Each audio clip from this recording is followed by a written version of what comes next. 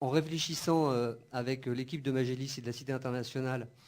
à la problématique, je me suis replongé dans un ouvrage qui s'appelle La transécriture pour une théorie de l'adaptation, qui est en fait la transcription d'un colloque qui avait eu lieu à Cerisy en 1993, qui avait été notamment piloté par André Gaudreau et Thierry Gonsing, qui est ici dans la salle, je voudrais le saluer, et qui, bien que centré principalement sur les problématiques de l'adaptation, n'en posait pas moins déjà les jalons d'une réflexion qui nous concerne pleinement aujourd'hui et dont on voit toute la pertinence. Il y avait déjà, je vais reprendre deux, trois éléments très courts de ce qui était dit, déjà en 1993. Thierry Grunstein disait « La multiplication des adaptations est en effet la conséquence historique d'un bouleversement général du champ artistique et culturel. Car c'est l'apparition de nouveaux arts narratifs, au premier rang desquels le cinéma et la bande dessinée, puis celle de nouveaux canaux de diffusion, les mass médias, qui ont permis et encouragé non seulement la prolifération des récits, la catégorie de la narration tendant à supplanter celle millénaire de la représentation, on en discutera, mais le commerce de ceux-ci entre disciplines rivales. » Et ça pose une deuxième question. Cette notion de discipline rivale, c'est évidemment à la fois la singularité des arts et des disciplines dont on va parler aujourd'hui, l'identité propre de la bande dessinée, l'identité propre du cinéma, l'identité propre de toutes les disciplines qui ont leur grammaire, leur code narratif, leur représentation, leurs auteurs, leurs artistes, mais aussi les passerelles qui existent entre elles de plus en plus. Et là, bien au-delà d'une simple question d'adaptation, même si je dis une simple question, c'est pas simple, mais enfin, au-delà de la seule question de l'adaptation, mais bien de l'interpénétration et de la conception dès l'origine dans l'écriture, dans la narration, dans le récit lui-même, de formes combinées ou multiples ou démultipliées, on en reparlera, d'un même propos artistique. Alors évidemment, il y a toujours les artisans, les partisans de la défense en singularité, de l'identité propre de chaque discipline, et puis de l'autre côté, peut-être sous couvert, j'en sais rien, mais enfin avec des arguments de modernité et d'actualité technique notamment, des possibilités de récit, des partisans peut-être de multiplicité de points de vue, de mariage entre les différentes techniques. Je pense que ce sont deux écueils à éviter. Chaque discipline artistique a évidemment son propre propos, sa propre histoire, sa propre identité, mais on est, Gilles Simon l'a dit tout à l'heure, donc je ne développe pas, dans une période où effectivement la mutation qu'engendrent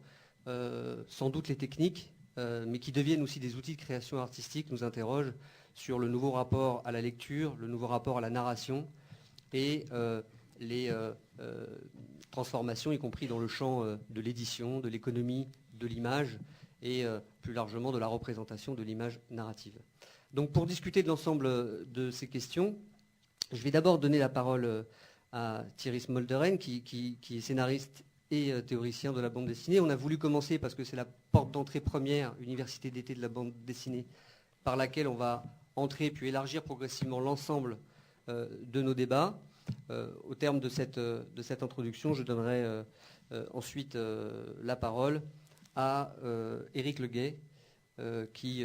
nous fera un retour sur une expérimentation, enfin sur une histoire récente des expérimentations concrètes et des traductions concrètes de ce que peuvent donner la transécriture moderne, qu'on a appelée transmédia, cross-média et média global.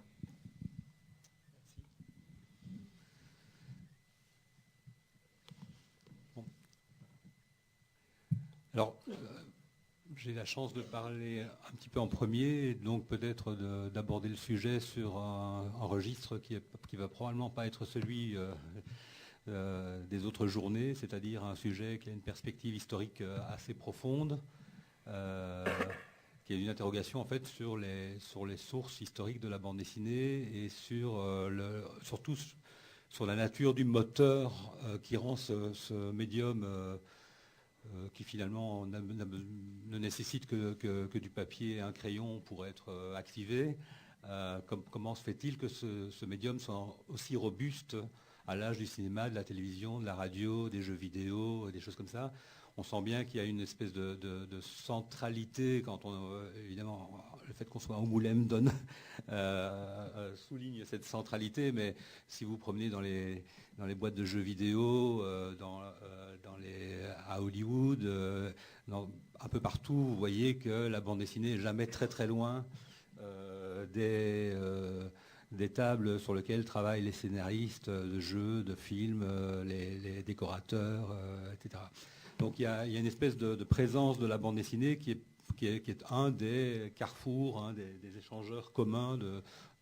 tous ces arts, les uns émergents, les autres à peu près contemporains, en tout cas la forme moderne de la bande dessinée. Et cette question d'essayer de comprendre cette robustesse et cette pertinence de la bande dessinée aujourd'hui m'a amené à étudier la période principale qui a précédé l'invention du médium dans sa forme stable du XXe siècle, c'est-à-dire des personnages récurrents, des bulles, une narration purement visuelle, quelque chose qui ressemble étrangement à de l'audiovisuel sur le papier et qui apparaît autour de 1900 sous cette forme précise, mais qui est précédé au XIXe siècle par des tas de formes expérimentales, des formes qui apparaissent pendant quelques strips, une page par-ci, une illustration par-là, et puis qui fait l'objet d'une expérimentation beaucoup plus bruissante, beaucoup plus éparpillée, et qu'on retrouve aussi bien en Angleterre qu'en Allemagne, qu'en France, qu'aux États-Unis, et dans d'autres pays certainement d'Europe, tous les pays où la presse illustrée est très active et très présente. Et les recherches, pour résumer, parce que j'ai un quart d'heure pour vous présenter la problématique, donc ça va m'obliger à des résumés absolument drastiques. Pour résumer et pour donner tout de suite le nom du coupable, il me semble que finalement le trait commun et peut-être ce qui explique encore cette motricité, ce dynamisme de la bande dessinée aujourd'hui, c'est pas nécessairement sa séquentialité ou son aspect de narrativité, ça serait plutôt son aspect humoristique et son aspect de conceptualisation par forme de schéma, de diagramme, et par une manière de capter l'ensemble des productions visuelles d'une période très riche en productions visuelles graphiques, puisque le XIXe siècle, à part la photographie, tout ce qu'on pouvait voir comme images en publication de masse étaient des images imprimées, gravées sur bois dans les journaux. Au XIXe siècle, il y a une espèce de babel bruissante d'images dans lequel il y a une famille de dessinateurs qui tiennent vraiment le poste frontière à l'endroit où toutes les nouvelles images arrivent, les images exotiques, les images issues de la technologie, issues de la science, etc. Ce sont les illustrateurs humoristiques. Et en fait, c'est cette famille d'illustrateurs humoristiques qui, presque de façon secondaire, ou en tout cas accessoires, produisent aussi toutes les histoires en images qu'on voit recueillies et rassemblées dans les livres, dans les anthologies. En fait, les anthologies sur le XIXe siècle ne rassemblent en général que des histoires en images, à l'exclusion de toutes les autres productions de ces mêmes artistes. Mais quand on regarde l'ensemble, on se rend compte que ce sont des artistes qui s'appellent Gustave Doré, qui s'appellent Granville, qui s'appellent Cruikshank en Angleterre, et qui ont en fait une production très très large, très vaste, et qui est celle de l'illustration humoristique. Et l'idée de base, donc je vais essayer de résumer extrêmement rapidement ici, c'est que le dessin au trait, le dessin tel qu'il peut être reproduit sous forme de gravure, et qui en fait se nourrit d'une culture de l'image gravée qui est vieille de 400 ou 500 ans à l'époque où on parle, cette forme d'image gravée est linéaire, très simplifiée, schématique, entre en rapport en fait avec toutes les productions en images, que ce soit dans les livres scientifiques, les livres sur la perspective, les livres d'anatomie, dialogue aussi avec les grandes expositions universelles du 19e siècle, dialogue évidemment avec les arts premiers qui arrivent, qui sont le japonisme et toutes ces autres choses. Et les dessinateurs qui travaillent dans ce domaine humoristique font en fait des collisions de schémas, des collisions de diagrammes entre tous ces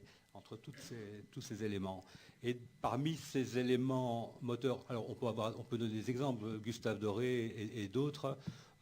autour de 1850, faisaient, dans les grands journaux humoristiques, faisaient la recension des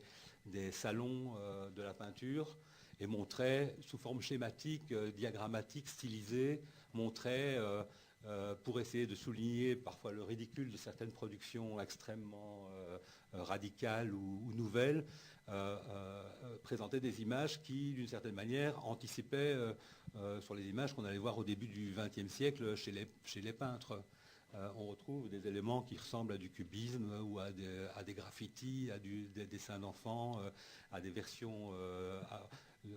on a des espèces de stylisation par les dessinateurs humoristiques qui amorcent des mouvements qui vont vers la modernité du XXe siècle. Mais on peut aussi avoir, comme le cas qui est actuellement à l'écran, en 1883, on a un dessinateur de Philadelphie, à l'époque où Muybridge était à Philadelphie et préparait son livre sur les Animals in Motion, qui est le grand recueil de chronophotographie. Voilà un dessinateur humoristique qui s'appelle Stull, qui est un contemporain de Frost, qui est aussi quelqu'un qui s'intéresse à ce sujet-là, et qui nous montre des strips qui s'appellent... alors, j'arrive plus à lire, c'est un nom un peu... c'est une parodie du livre de Muybridge. Et une des caractéristiques de cette parodie, c'est que,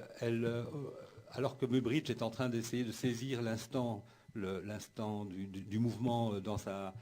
en divisant le temps en dixième ou en centième de seconde avec la photographie instantanée, ici le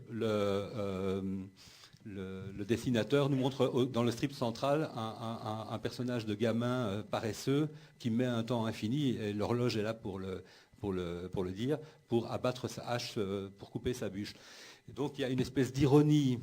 par rapport au sujet qui est la chronophotographie. Le dessinateur rajoute toujours une couche d'ironie.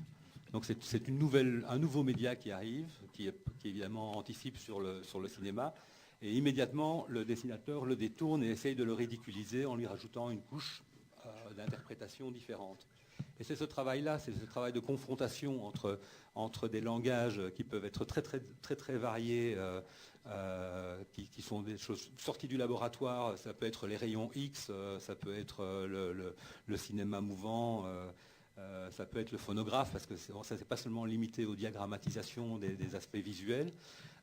Immédiatement, les dessinateurs de cette famille-là s'amusent à essayer d'interpréter les nouvelles images, ou les images exogènes, si vous voulez, à travers les codes du passé, pour essayer de voir quel effet comique on peut en tirer. Et ce travail, qui est un travail de brassage de signes et d'opposition de langage les uns avec les autres, est évidemment d'une productivité énorme du point de vue sémiotique, c'est-à-dire que c'est tout d'un coup des moyens de représenter les choses. Tu peux avancer un petit peu. Ce sont des moyens de représenter les choses qui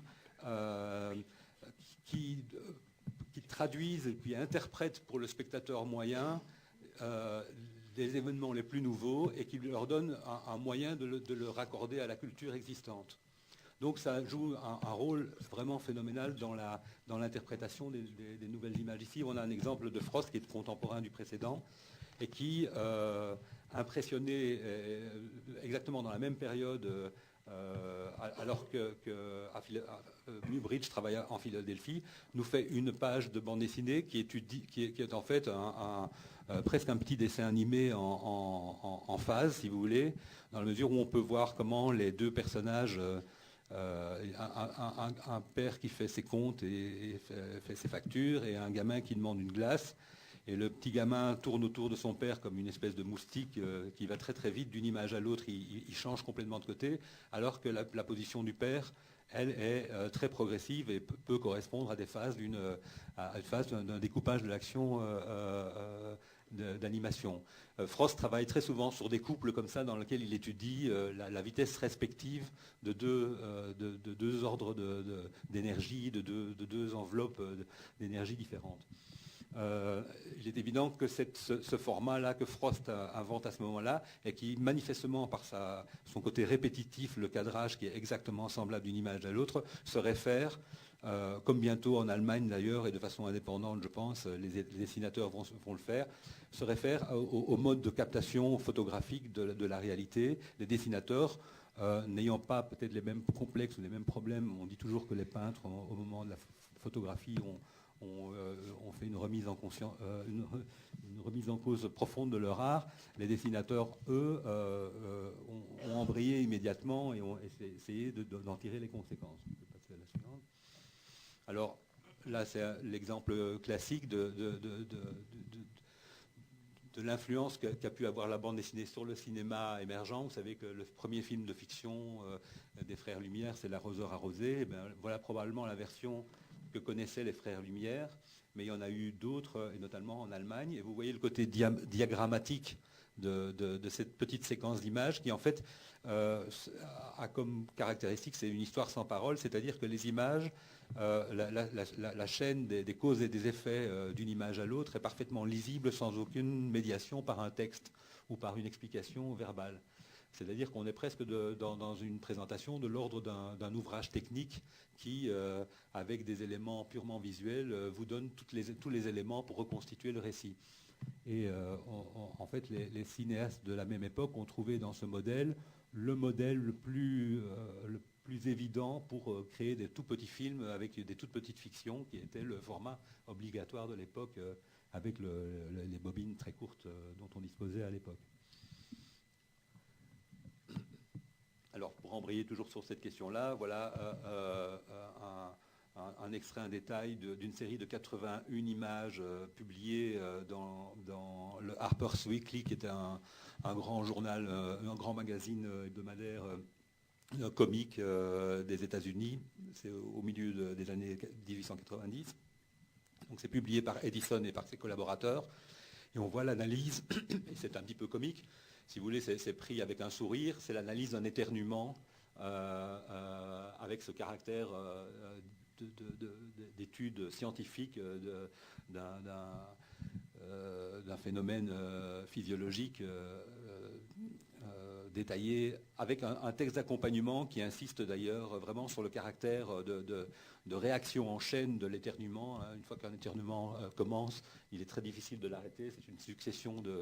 d'actions corporelles qui s'enchaînent de façon mécanique. Donc il y a une espèce de causalité très très forte là qui est appuyée. Il y a aussi d'ailleurs un moment dans l'article où ils insistent sur le fait qu'il y a une espèce de hiatus, de moment pycnoleptique, en anglais ils appellent ça un collapse, une façon de s'évanouir juste avant qu'on éternue, un moment de perte de conscience microscopique, qui est comme une espèce de préfiguration du changement de plan qu'on peut avoir au cinéma. Tu veux passer à la suivante? Et voilà ce que Winsor McCay crée 7 ou 8 ans plus tard, le petit Samy éternue, qui est basé lui aussi sur une... alors c'est assez proche de la planche de Frost que je vous avais montré tout à l'heure, dans lequel on a le petit Samy qui est en rose là, qui a toujours les 5 mêmes phases de son éternuement, exactement, mais autour de lui s'agite toujours une petite scène de la vie de tous les jours. Là, c'est des gamins qui jouent aux billes, et l'éternuement vient, à la 5e image, faire exploser cette scène de la vie de tous les jours, et exactement comme le gamin avec le tuyau d'arrosage interrompt un script social standard qui est typique de la vie de tous les jours. Donc il y a ce rapport entre la catastrophe et le script social, et qui est un des grands thèmes du burlesque et du comique qu'on va retrouver chez Chaplin et chez Buster Keaton, qui sont évidemment des gens... tous ces réalisateurs-là ont lu des comics dans leur enfance, dans les magazines, dans cette période où les histoires sans parole étaient vraiment au centre même de l'intérêt. Donc il y a manifestement, si vous voulez, à travers la façon des dessinateurs de diagrammatiser les séquences et d'en faire une représentation, de s'intéresser à la rhétorique de la séquence en général, de toutes sortes de langages, et d'en faire une version stylisée, simplifiée, dans laquelle on souligne les effets comiques et les paradoxes, ou éventuellement on fait des rapports avec des formes plus anciennes. Il y a là un centre, un cœur d'invention graphique qui a nourri le cinéma dès ses origines. La plupart des films de l'époque burlesque sont basés sur des silhouettes qui ont un aspect typiquement graphique. Quand Chaplin construit son personnage, quand Buster Keaton construit son personnage, il y a certainement un regard, une réflexion graphique sur ces personnages qui date de leur familiarité avec ce médium. Alors, très rapidement aussi, voilà comment Outcault, en 1896, joue avec la bulle, qui est un vieux dispositif qui date du Moyen-Âge, mais qui est passé par toutes sortes d'états auparavant, mais qui ne pouvait pas être conçu au XIXe siècle comme étant porteur de dialogue. C'était une forme qui était en fait consacrée à des images sans passé ni avenir, des images plutôt emblématiques, ou des rébus, ou des choses comme ça, dans lesquelles il ne pouvait pas y avoir de passé et d'avenir, dans lequel l'élément d'une image à décrypter comme un rébus, tel ou tel élément s'auto-présentait à travers une banderole parlante. Et Outcault, qui connaissait très bien cette tradition, et ça c'est vraiment bien emblématique, c'est bien représentatif de ce phénomène dont je vous parlais, de comparer quelque chose de très ancien avec un phénomène très nouveau pour essayer de le comprendre, de l'interpréter. Et en fait, là, en jouant avec le phonographe et en lui mettant une bulle, Outcault change le sens de la bulle et fait un gag qui est en fait un one-shot, si vous voulez. C'est un gag juste pour une fois. Mais dans les années qui ont suivi immédiatement, les dessinateurs, voyant que le public aimait bien les bulles et essayant de comprendre comment on pouvait jouer avec les bulles, ils ont allié, si vous voulez, le fonctionnement d'une histoire sans parole avec des bulles qui, à ce moment-là, peuvent être dialoguées, peuvent entrer dans un rapport de dialogue. Des personnages peuvent se répondre d'une image à l'autre à l'intérieur d'une même image, ce qui était quasi impossible sous la forme ancienne de la banderole parlante. Et il y a à ce moment-là création de ce qu'on peut appeler un audiovisuel sur le papier autour de 1900, avec ce mélange d'histoires sans parole et de bulles détournées venues des temps baroques et des satires emblématiques. Oui, tu peux changer, je vais aller rapidement. Bon, alors là, je fais un saut dans le temps, évidemment, pour aller directement à l'aspect manifestement diagrammatique, à tout ce travail manifestement inventif de recherche, de laboratoire qu'on retrouve dans le travail d'un Chris Ware. Là, je ne vais pas analyser en détail cette page, mais on voit tout de suite qu'on joue sur les mêmes éléments, la chronophotographie, le travail sur la bulle, les schémas, les constructions un peu étranges. Qui sont autant, si vous voulez, de laboratoires, de recherche, qui tendent à montrer, et je pense que c'est ce que la bande dessinée contemporaine est en train de redécouvrir, mais à plein, c'est que le langage de la bande dessinée n'est pas une grammaire qu'on pourrait apprendre dans une école sous forme d'un manuel de comment faire une bande dessinée. Bien que cette culture-là existe et un côté mainstream dans la bande dessinée, on ne peut pas nier l'existence d'un savoir-faire que tout le monde partage en mainstream, si vous voulez, mais les dessinateurs les plus inventifs comme Chris Ware ou d'autres étudient en fait sont toujours sur cette frontière, en train de jouer avec les nouveaux signes et s'intéressent aux nouvelles images, aux jeux vidéo, aux ordinateurs et tout ça. Alors, je vais vous montrer. Alors, dans Jimmy Corrigan, on peut avoir dans le même livre une peinture de Chris Ware. Précise le nom. Ah oui, pardon. Dans Jimmy Corrigan de Chris Ware, on peut avoir un même récit qui mêle des images de Chicago d'aujourd'hui et une présentation de projection d'ombres chinoises, de lanternes magiques, non, c'est pas des ombres chinois, c'est des lanternes magiques, et qui est intégré complètement au récit. C'est-à-dire que là encore, Chris Ware se sert de la bande dessinée pour faire entrer dans sa séquence des modes séquentiels, des langages, des dialectes d'images, si vous voulez, qui sont un peu étrangers, hétérogènes, et pour les mettre en rapport. Et voilà, je vais probablement terminer là-dessus. Voilà une des sources de l'invention de Chris Ware. Alors je ne sais pas ce que ça donne en grand, oui, si on voit suffisamment bien. C'est une histoire d'un jeune dessinateur américain qui a habité pendant quelques années et travaillé pendant quelques années ici à Angoulême, à la Maison des Auteurs, Richard McGuire, qui a publié, alors qu'il était étudiant, cette histoire qui s'appelle Here,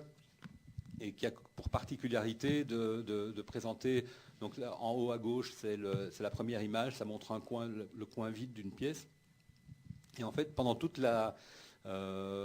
son histoire qui fait 8 pages, la caméra, si vous voulez, entre guillemets, le cadrage est pointé toujours sur ce même point spatial, ces mêmes coordonnées spatiales.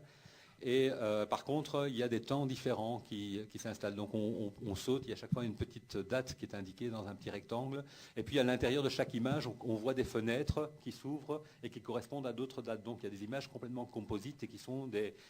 collisions de temps. Et en discutant avec Maguire, que j'interviewais pour un magazine, pour le 9e art d'ailleurs, il m'expliquait que cette histoire, l'idée lui était venue quand un ami, et ça devait être à la fin des années 80, j'imagine, un ami